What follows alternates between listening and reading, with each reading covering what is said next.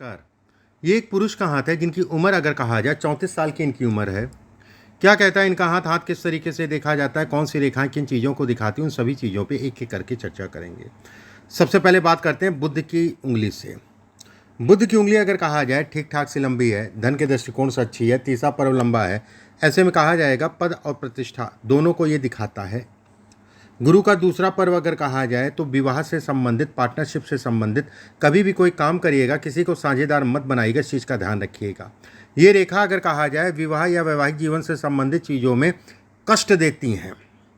एक बात, विवाह या वैवाहिक जीवन से संबंधित चीज़ों में कोई ना कोई समस्या को ये इंगित करती है, उसमें कहीं कोई दो राय नहीं है। सूर्य की उंगली अगर कहा जाए लंबी है। सूर्य का तीसरा पर्व सामाजिक प्रतिष्ठा है जो कि अच्छा है। दूसरा पर्व अगर कहा जाए यश है जो कि कम है। तीसरा पर्व अगर कहा जाए आंतरिक ऊर्जा है जो कि ठीक है। थोड़ा पेट का ध्यान रखा कीजिए, खान पान का ध्यान रखा करिए, क्योंकि पेट सबसे महत्वपूर्ण होता है, उसमें लीवर अगर कहा जाए डिस्टर्ब करता है। ये उंगली का ये पर्व अगर कहा जाए लंबा है, मेहनती होगा। ये पर्व अगर कहा जाए छोटा है, धन नहीं रुकेगा। इस पर एक रेखा बनी हुई है, ऐसे में कहा जाएगा कि व्यक्ति को वो सब हासिल होगा, घर गाड़ी वाहन इत्यादि चीज़ें मिलेगा। गुरु की उंगली अगर कहा जाए लंबी। गुरु का तीसरा पर्व अगर कहा जाए सुखों को दिखाता है। दूसरा पर्व अगर कहा जाए पार्टनरशिप से संबंधित चीज़ों में कलेश कराता है। अंगूठा अगर कहा जाए तो फ्लेक्सिबल अंगूठा। फ्लेक्सिबल अंगूठे का मतलब ये हो गया कि व्यक्ति माहौल के अनुरूप जो है कहीं ना कहीं अपने आप को ढाल सकता है। एक बात। दूसरी चीज़, एक रेखा के ऊपर एक रेखा चढ़ना, ऐसे में कहा जाएगा मूलभूत सुविधाएं ऐसे लोगों को मिलती हैं। सुख सुविधाओं को भी ये इंगित करता है, उसमें संदेह नहीं है। अंगूठा ऊपर से पतला है, जीवन में अच्छी मात्रा में धन कमाएगा। इस पे एक के ऊपर एक रेखा खिंच रही है, ऐसे में कहा जाएगा कि ऐसे लोगों से ना बहुत बड़ी एक समस्या होती है, जैसे पीछे भी आपने फेस किया होगा कि डिपार्टमेंट में या जहाँ पर भी काम करते हैं वहाँ सराहना नहीं हो पाती है। कुछ ना कुछ समस्याएं, लोग टांग पकड़ के खींचने वाले मिलते रहते हैं और जिसके कारण मन खट्टा होता है। ये नीचे से दो फाड़ में होने का मतलब ये कहलाएगा कि व्यक्ति के ऊपर कर्ज इत्यादि चीज़ें चढ़ेगा तय है, लेकिन उतर जाएगा, उसमें कहीं कोई दो राय नहीं है। रेखा कटी हैं, संतान से संबंधित सुखों में कमी करती हैं। गुरु का क्षेत्र अगर कहा जाए मिला जुला सा, गुरु के क्षेत्र पे ये रेखा होने का मतलब कहीं ना कहीं व्यक्ति भाग्यशाली है, धन को लेके, काम को लेके, इत्यादि चीज़ों को लेके। ये रेखा अगर कहा जाए पूर्वाभास को दिखाती है, पूर्व से ही चीज़ें जो है कहीं ना कहीं समझ में आ जाती है क्या अच्छा है क्या बुरा। इसमें जब आप देखेंगे अब बॉक्सेस बन रहे हैं, ऐसे में कहा जाएगा कि व्यक्ति दोहरे माध्यमों से जीवन में धन कमाएगा, और खासकर अगर कहा जाए 36 साल की आयु के बाद। यहाँ पर बड़ा बॉक्स बनने का मतलब ये भी कहलाएगा कि व्यक्ति अपने जीवन में कहीं ना कहीं ट्रैवलिंग भी अच्छी खासी करेगा। शनि का क्षेत्र अगर कहा जाए मिला जुला सा, शनि के क्षेत्र पे एक रेखा जाने का मतलब व्यक्ति की व्यवस्थाओं को बढ़ाना, ये रेखाएं काटना, और ये क्षेत्र अगर कहा जाए थोड़ा सा दबा होना, पेट जनित रोगों से लड़ने की क्षमता को ये कम करता है।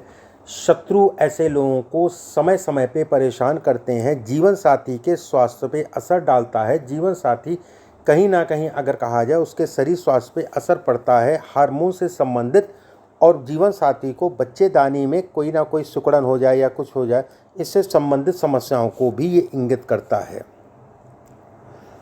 सूर्य का क्षेत्र अगर कहा जाए मिला जुला सा, सूर्य के क्षेत्र पे अगर कहें तो ये रेखा बहुत अच्छी है, उसमें कहीं कोई दो राय नहीं है।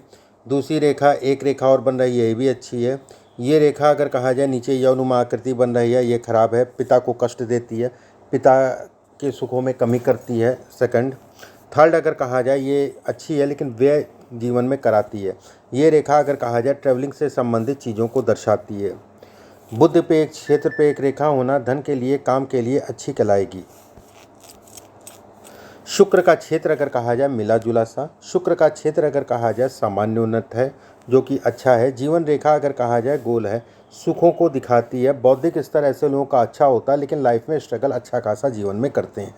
जब भी जीवन रेखा अगर आपकी वो मस्तिष्क रेखा अगर लंबी है तो ये स्ट्रगल भी कराती है। भाग्य अच्छा है, उसमें कहीं कोई दो राय नहीं है, लेकिन स्ट्रगल भी कराती है। भाग्य रेखा अगर कहा जाए तो टूटी टूटी से जा रही है, पितृदोष को दिखाती है। यहाँ पर रेखाओं पे बॉक्स नुमा आकृति बनना अपने आप में घर गाड़ी वाहन इत्यादि चीज़ों के सुखों को ये इंगित करता है।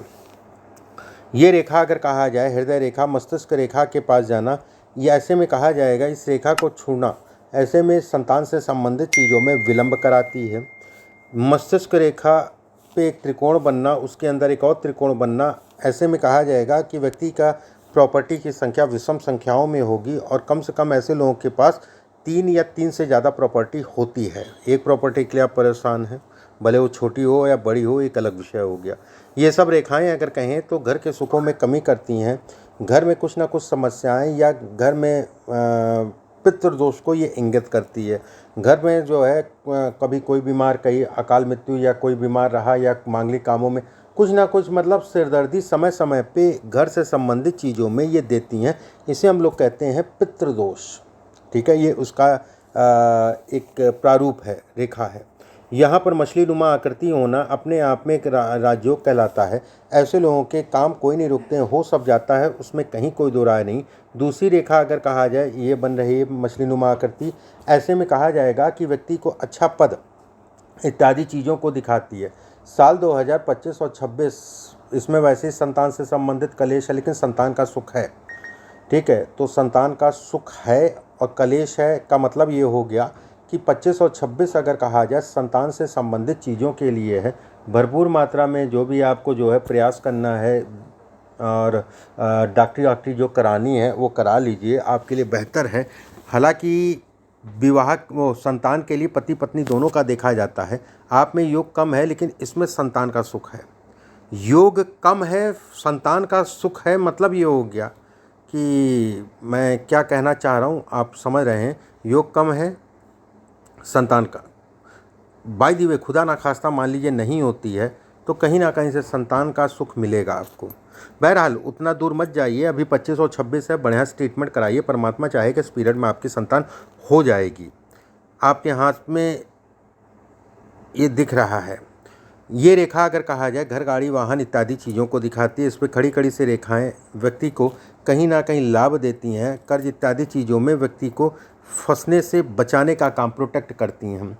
अब जैसे जन्म कुंडली में भी अगर कहा जाए शनि राहु एक साथ छठे भाव में है, कर्ज देना 100% पैसा नहीं मिलेगा। कर्ज देना बंद कर दीजिए, मन मुटाव हो जाएगा, चीज़ें खराब हो जाएंगी, बुरा मान जाएंगे, ये मान जाएंगे, वो मान जाएंगे, जो भी है ठीक है, लेकिन उधार आपके लिए नुकसानदायक है। नीचे से दो फाड़ होने का मतलब अगर कहा जाए तो कहीं ना कहीं घर परिवार के प्रति ऐसे लोग जिम्मेदारियां बहुत ज़्यादा होती हैं और कम उम्र से जिम्मेदारियां पीछे पड़ जाती हैं। ऊपर से दो फाड़ होने का मतलब ये हो गया कि जहां पर भी व्यक्ति काम करता है वहां पर पैर पकड़ के खींचने वाले लोग बहुत ज़्यादा मिलते हैं। अब आपके प्रश्नों को एक एक करके ले लेते हैं जो आपने पूछे हैं। आपने लिखा है कि जॉब शिफ्ट करना चाहता हूं, सरकारी क्षेत्र से सरकारी क्षेत्र में जाना चाहता हूं। देखिए अगले 2 साल का पीरियड है।